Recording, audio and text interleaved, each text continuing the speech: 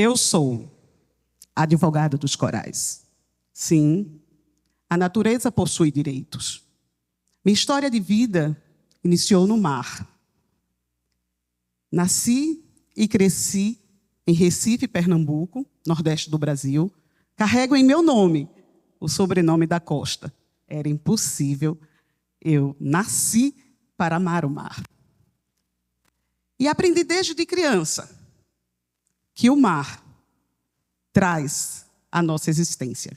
E fiz uma poesia. Estou triste, eu vou para o mar. Se estou feliz, eu vou para o mar. Se adoeço, busco nele minhas forças. E saudável estou quando para o mar eu vou. O mar cura. E foi o mar que me apresentou o ecossistema mais fascinante do planeta. Os recifes de corais. Os recifes estão em todos os oceanos tropicais do planeta. E embora eles ocupem menos de 1% do fundo do mar, uma gota no oceano, eles abrigam a maior biodiversidade do planeta. Eles são fonte de renda e alimento para várias populações do mundo. São responsáveis por boa parte do oxigênio que nós respiramos. Eles protegem nossa linha de costa.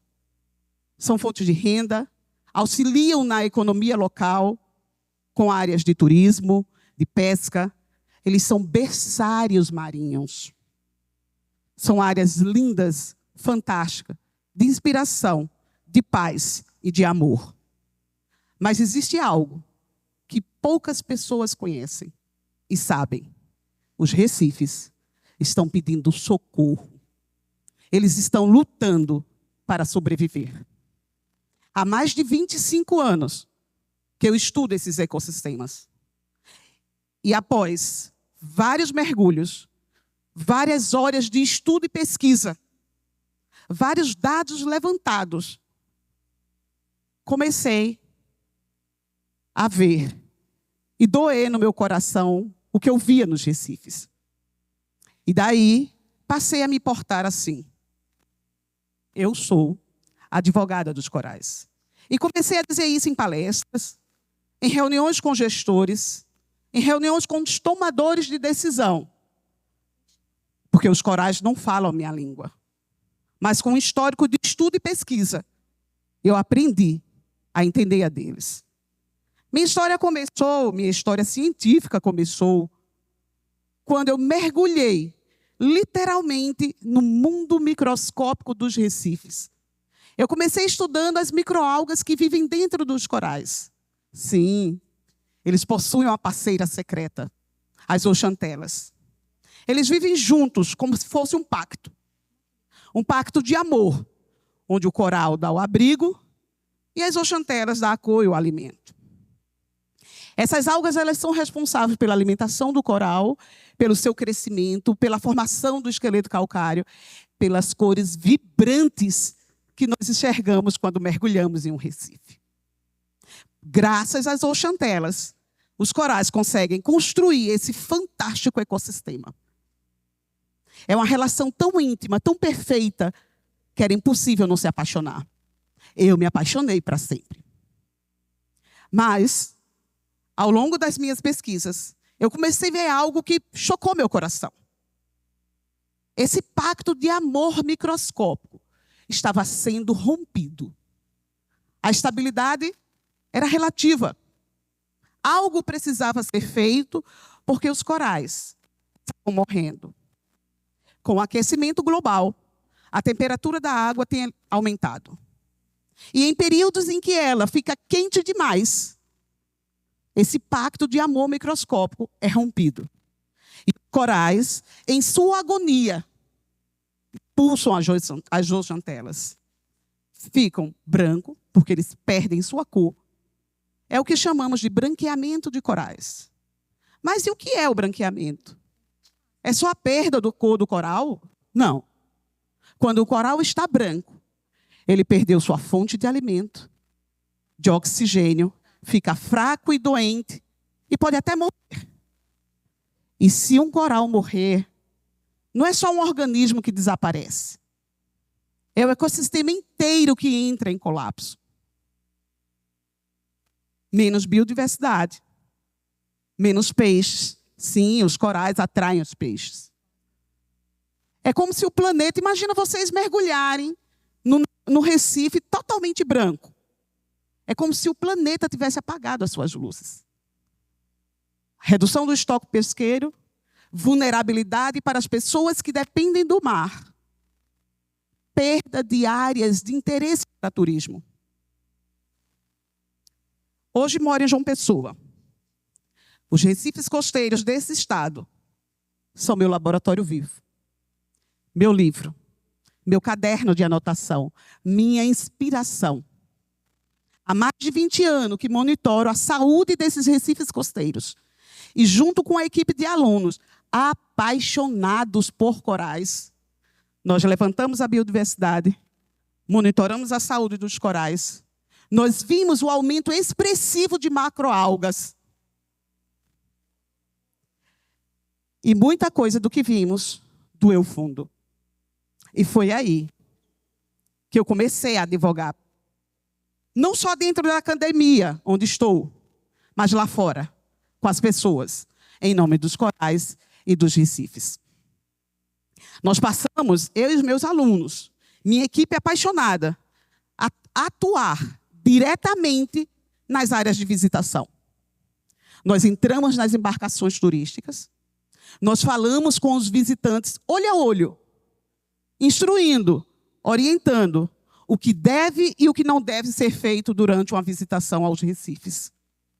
E como se não bastasse isso, nós montamos a educação ambiental nos pontos de embarque. Criamos material educativo. E com os nossos dados de biodiversidade e da saúde do Recife, construímos mapas de fragilidade ambiental, propondo áreas de restrição de uso, onde o turismo deveria ser mais controlado. E como se não bastasse isso, juntamos tudo e fomos para uma audiência pública para discutir o ordenamento dos nossos recifes costeiros, o ordenamento das visitações em nossos recifes costeiros.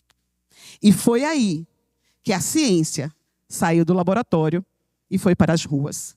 Foi para as mãos do povo, para as mãos dos tomadores de decisão.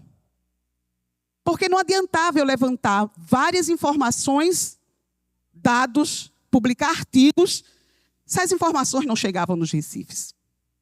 Eu precisava fazer a voz dos corais ecoar. Eu precisava informar aos turistas, à comunidade local, a cada pessoa que pisa, navega e lucra em cima dos recifes. Porque, além do branqueamento dos corais, outra ameaça pressiona fortemente esses ecossistemas. O turismo desordenado.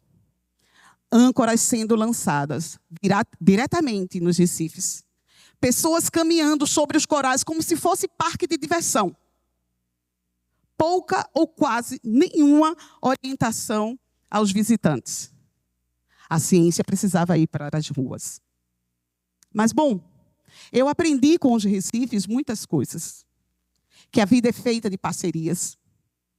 Que organismos pequenos sustentam estruturas gigantes. Mas aprendi mais ainda que o silêncio, em períodos de crise, custa caro. O turismo desordenado cresce em lucro, mas os recifes é que pagam a conta. Mas nós podemos mudar essa situação. E você deve estar se perguntando, como? A resposta é mais simples do que parece.